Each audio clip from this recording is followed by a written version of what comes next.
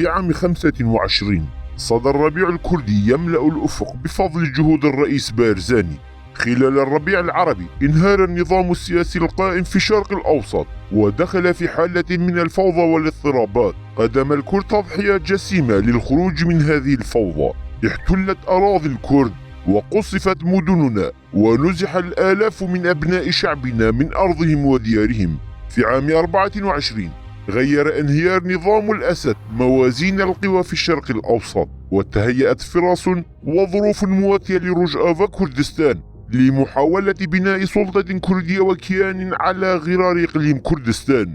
هذه الظروف فتحت الآفاق للربيع الكردي بالظهور بكل عظمته. في قلب هذا الربيع الكردي هناك إرادة عازمة ونضال طويل وقيادة تاريخية، ألا وهي الرئيس مسعود بارزاني. على مدار عام 25 بذل الرئيس بارزاني جهودا حثيثة وعديدة علنية وسرية لبناء الربيع الكردي، واضعا رجأة كردستان في قلب هذه الجهود.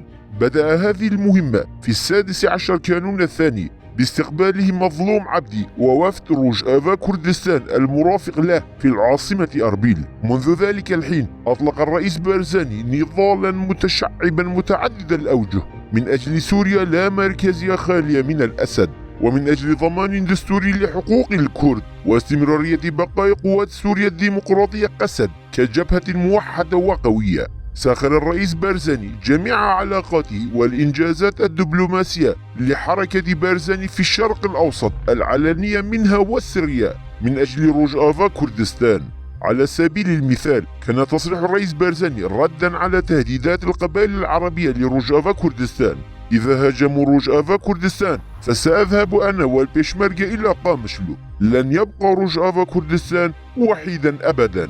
أحد هذه الخطوات كما فتح آفاقا جديدة وواسعة أمام رجأة. كذلك كانت دعوة مظلوم عبدي للمشاركة في منتدى ميبس 25 في دهوك ردا على الأحزاب السياسية التي سعت إلى الترويج لأحمد شرع وإقصاء عبدي، مانحا مظلوم عبدي فرصة لتوجيه نداء إلى العالم. هذه الخطوات التي كانت علنية للرأي العام حظيت في الواقع بدعم أكبر في صميمها. وما صمود مظلوم عبدي والإدارة الذاتية لرجأة كردستان اليوم أمام ضغوطات أوجلان ودولة تركيا وجهات أخرى فاعلة وعدم تراجعهم إلا نتيجة لمعرفتهم الحق أن الرئيس بارزاني سند لهم وداعم. لعبت حكومة إقليم كردستان بمبادرة من الرئيس بارزاني دورا محوريا وبارزا، ليس فقط في دعم رجأة كردستان بل أيضا في تمكين الكرد في باكور كردستان تركيا من الانخراط في عملية السلام والحل. فرغم الضغوطات الكبيرة فتحت حركة بارزاني القوة المؤسسة لإقليم كردستان وقائدها الرئيس مسعود بارزاني الباب أمام مسار مشترك لتحقيق النصر للكرد. رغم هجمات حزب العمال الكردستاني باكك واعتداءاته المتكررة سواء بشكل مباشر أو من خلال رجأة كردستان، كرس بارزاني كل جهوده لنصرة رجأة كردستان.